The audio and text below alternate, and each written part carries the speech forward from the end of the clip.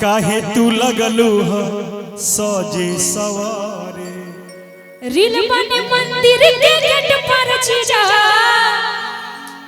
Video बना के डालब नेट पर जीजा बुलेट पर जीजा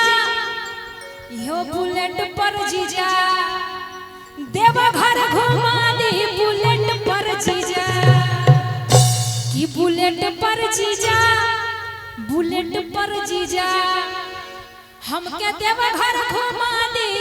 बुलेट पर जीजा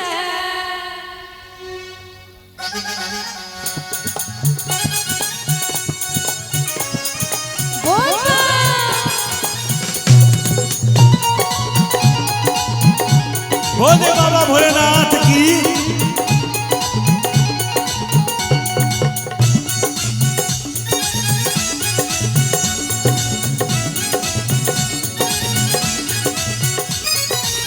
जाता रू बाबा के दर्शन तू करे काहे के लगलू हंसजे सवारे जाता रू बाबा के दर्शन तू करे काहे के लगलू हंसजे सवारे रील बने मंदिर के गेट पर जीजा वीडियो बना के डालब नेट पर जीजा बुलेट पर जीजा बुलेट पर जीजा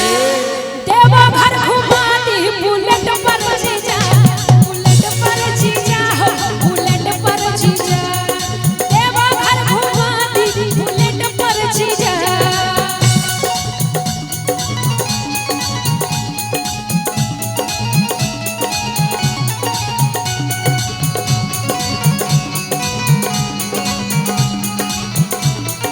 वाह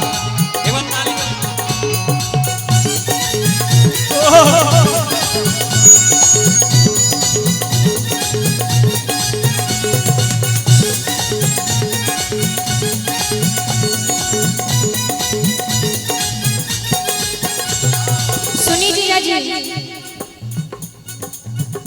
आज जानब ना राउर कहला का जीजा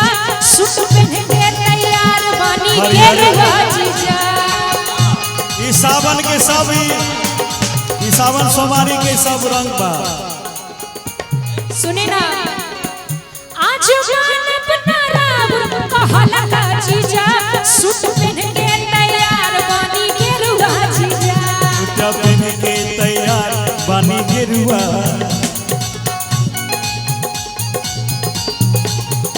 जयबू बाबा के दर्शन करे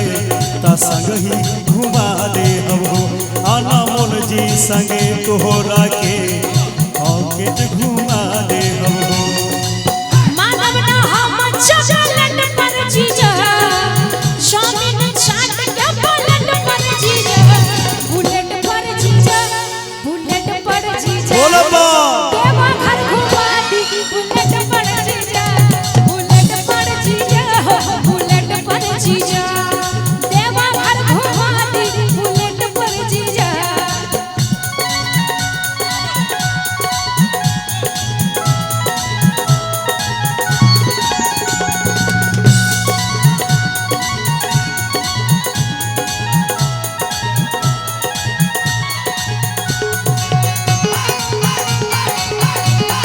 साली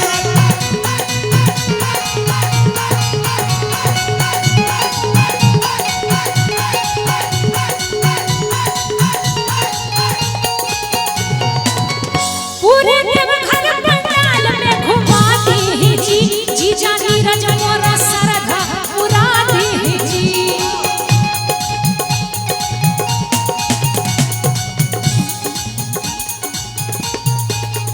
पूरे देवघर पंडाल में घुमा दी जी जीजा नीरज मोरा सरधा पुरा दी जी हो जयबू बाबा के दर्शन करे कि वीडियो बनावे जयबू मनोबतिया हमार के साले कि देवघर घुमावे जयबू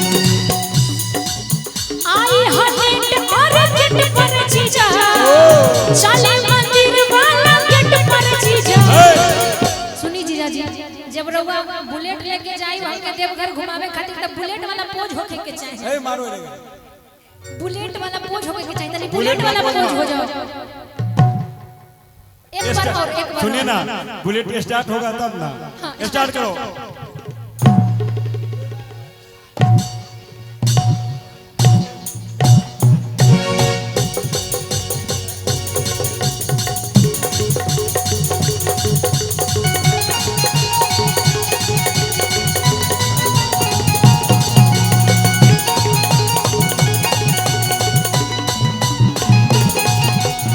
देवघर, आगे देवघर। बोले बाबा भोलेनाथ की।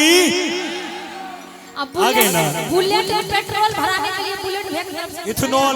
चल रहा है, जहाँ तहाँ गाड़ी बंद हो रहा है। बाबा इथेनॉल बंद करवा दीजिए, बहुत परेशान है।